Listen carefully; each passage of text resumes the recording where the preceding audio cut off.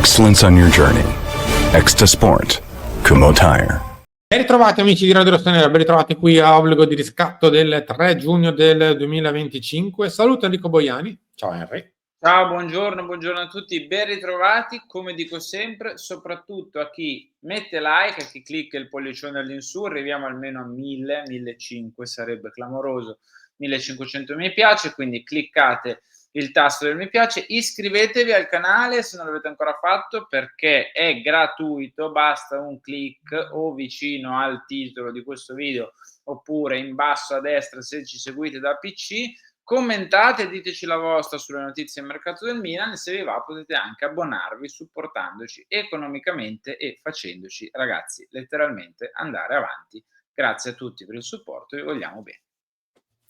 Allora Henry, noi dobbiamo iniziare a parlare ovviamente di mercato, essendo Obbligo di Riscatto entrato nel vivo praticamente già subito, nelle prime puntate di stagione i movimenti da raccontare sono tanti. Dobbiamo iniziare dal principale in teoria, ovvero Teo Hernandez, poi passeremo a qualcosa un pochino più legato a un nome meno concreto, ma in entrata, ma quantomeno che rimane lì e che forse segna anche un percorso di discontinuità rispetto al recentissimo passato. Invece è un ritorno a un passato prossimo, diciamo così.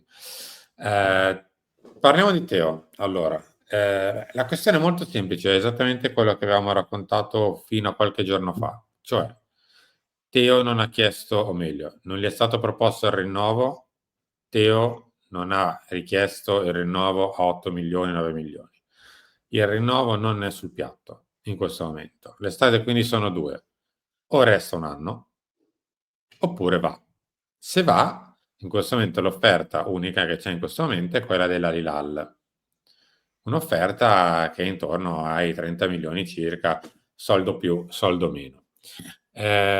Quindi bisognerà capire un pochino cosa succederà dal punto di vista della scelta di Teo, perché la scelta del Milan è stata fatta, insomma. Il rinnovo non c'è, apertura alla partenza c'è, l'offerta accettata o comunque una bozza di offerta della Hilal accettata c'è, adesso in mano a Teo la questione. Se Teo decide di restare, resta un anno, se decide di andare e di guardarsi in giro per Europa, rifiuterà la Hilal, se invece decide di andare alla Hilal, si chiuderà già la questione, quindi con Teo che va alla Hilal e il Milan che incassa questi 30 milioni circa. Quindi in buona sostanza in questo momento decide Teo. Allora, io mi divido un pochino in due, Simo, tra il me tifoso e il me giornalista, perché alla fine noi qui siamo giornalisti, ma siamo anche tifosi del Milan e quindi dobbiamo un po' dividerci. Il me tifoso è affezionato tanto a Teo Hernandez e non vorrebbe che la storia finisse in questo modo qua, soprattutto con una sua cessione così, diciamo, brutta, ecco, in Arabia Saudita, non perché sia brutta l'Arabia Saudita, ma perché calcisticamente diciamo che l'Europa è diversa da un punto di vista Certo. delle ambizioni, della carriera.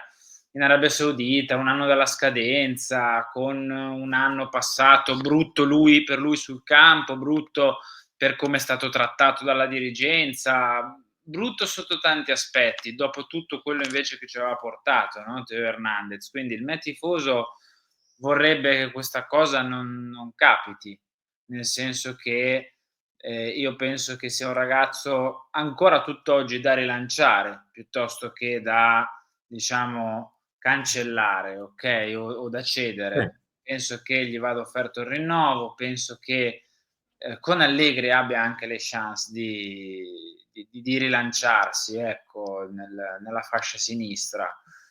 Il me giornalista ti dice, dopo questa stagione, lato suo, lato Milan, se c'è un'offerta, non so se quella dell'Al-Hilal, perché io mi auguro che Teo Hernandez abbia ancora voglia a 27, 28 anni di fare qualcosa nel mondo del calcio, però la devi tenere in considerazione, è ovvio, perché a 1 anno dalla scadenza, perché non c'è rapporto praticamente tra la dirigenza del Milan, o meglio la vecchia dirigenza del Milan e Teo Hernandez, tant'è che per mesi e mesi vi abbiamo raccontato che non c'erano contatti, non ci sono mai stati contatti per il rinnovo, e quindi è una situazione che sta danneggiando sia lui che il Milan, e per questo motivo la cosa forse più logica è che le due strade si separino.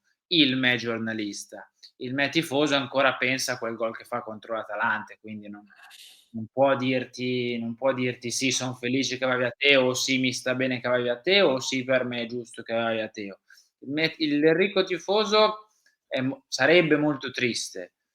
L'Enrico giornalista analizza un po' tutto e dice che ci sono tante problematiche in questa liaison, ecco. Sì, sono più o meno dello stesso avviso, cioè la situazione si è un po' andata veramente a complicare per colpe che è inutile stare qui col bilancino a dire più colpa uno, più colpa l'altro, hanno avuto probabilmente colpe entrambi. Poi possiamo dire chi ha iniziato prima, ma è come quando all'asilo dici chi ha iniziato per prima, insomma.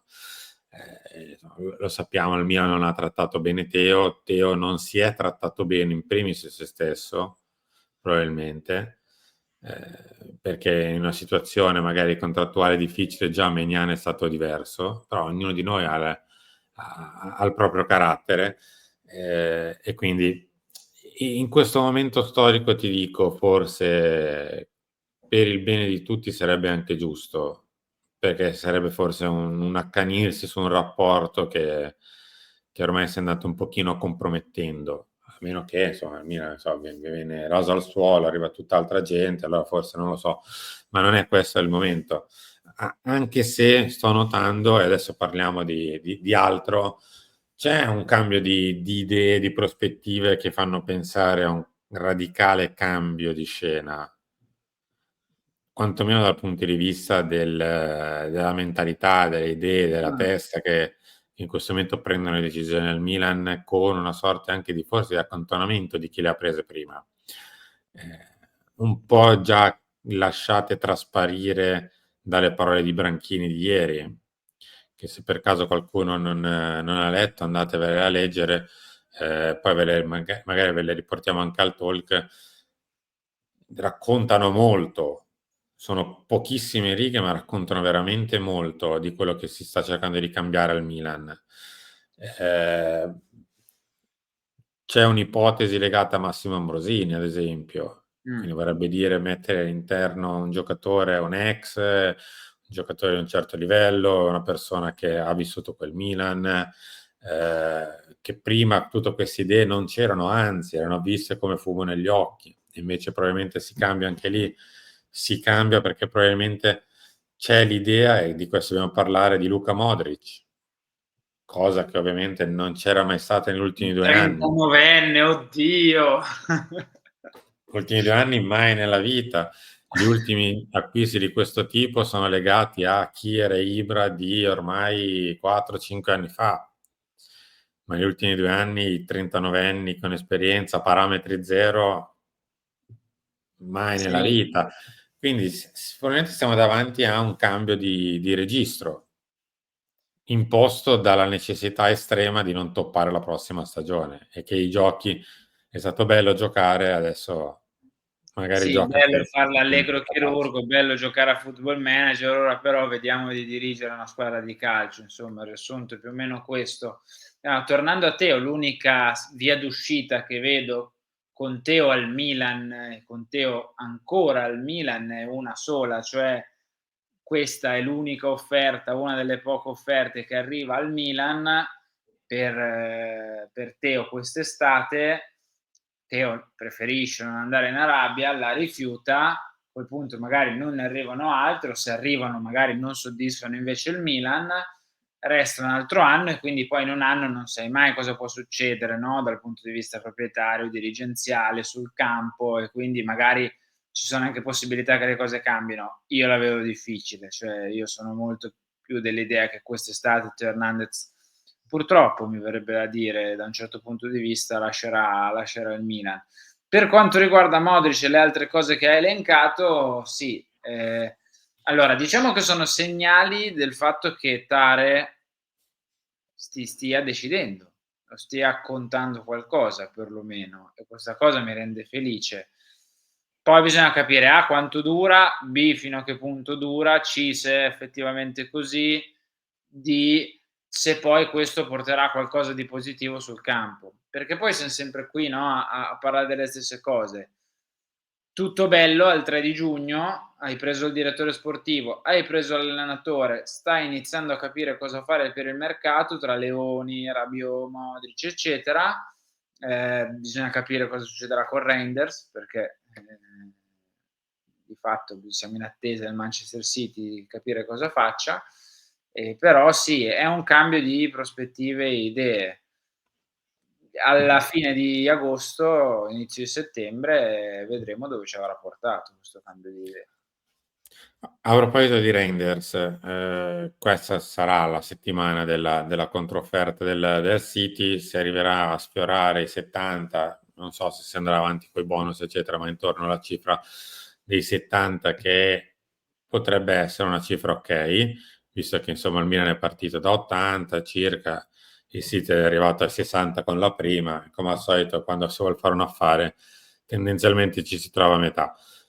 Vedremo cosa succederà nei prossimi giorni, ma l'ipotesi che Reinders vada al City già questa settimana c'è ed è molto molto concreta. Per quanto riguarda Modric, invece, prima di tutto bisogna capire cosa succederà con lui, visto che adesso va a fare il mondiale per club in tutto questo.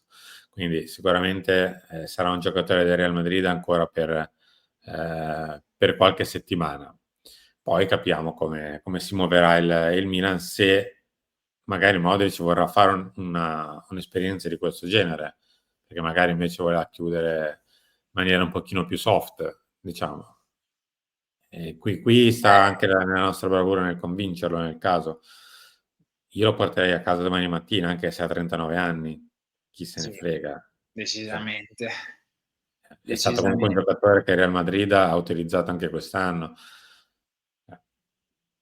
Poi viene qua a fare una partita a settimana in un campionato diverso, insomma, porterei a casa domani mattina, anche solo per cercare un pochino di mettere dentro lo spogliatoio un po' di diversità. Bravo, stavo rispetto per a... dire proprio quello io, Simo, anche solo per spogliatoio, anche solo per avere dentro lo spogliatoio una figura di questo tipo, cioè un pallone d'oro, uno che ha vinto una maglia di Champions, che insomma ha attraversato in carriera momenti belli, momenti un po' più complicati, come per esempio quest'anno per il Real Madrid, e quindi è uno di quei nomi alla Ibra, alla Kier di quell'anno, cioè Kier poi si è rivelato dopo essere così, perché non ce lo aspettavamo, però è uno di quei nomi che nello spogliatoio fa la differenza e quindi per me è un enorme sì, anche se dovesse giocare 10 partite, 15 partite, non so quante in totale, ma a fine dell'anno, perché comunque fa il mondiale per club, poi dovrà capire cosa fare anche della sua carriera, cioè se smettere, se andare, non lo so, in MLS o anche lui in Arabia Saudita. Poi è tutta una questione di cash anche, perché gli devi offrire un contratto, devi capire per quanti anni, a quanto di ingaggio, eccetera, eccetera. Cioè anche quella è una componente da considerare. Vedremo, io ripeto, metto la firma. Siamo praticamente arrivati in chiusura, insomma, non abbiamo parlato di Leoni, ma avremo il tempo di parlare, ad esempio, già durante il talk di quest'oggi, dovremo parlare di tante altre cose che sono successe, ovviamente, perché Più o meno sabato, 5 cose sono successe, sì, Simo. 5 Più o cose meno sono 5. successe. Sabato sono successe, ma insomma, anche nel mondo Milan sono successe. Però il 3 giugno ce n'è ancora da fare, ad Sì, sì, è esempio. lunga ancora. Pensa, Simo, che dopodomani è il 5 giugno. Sì, Dopodomani. dopodomani c'è il 5 giugno, sì, assolutamente sì. Beh, proprio per la questione Teo, essendo il 3 giugno oggi, potrebbe anche essere che se magari non è convinto, la gente ha tutto il tempo per guardarsi in giro per l'Europa. Quindi per Teo siamo nella decisione del giocatore in questo momento. È inutile lanciarsi in avanti o far Poi vi filametri. ricordo, vi Decide lui in ricordo questo momento. che per una settimana 10 giorni i giocatori sono in nazionale. In questo Anche sono in quelli nazionale. che non fanno il mondiale per club vanno in nazionale, quindi magari dopo la nazionale, mentre c'è il mondiale per club, quando in realtà in pochi vanno a giocare al mondiale per club rispetto poi a tutto il resto delle squadre, magari lì si capirà un pochino meglio. Henry, grazie. A dopo, vi aspettiamo più tardi con gli altri appuntamenti. Ci ritroviamo stasera, o meglio, oggi pomeriggio con Lunch e Talk. Grazie a tutti, a tra poco.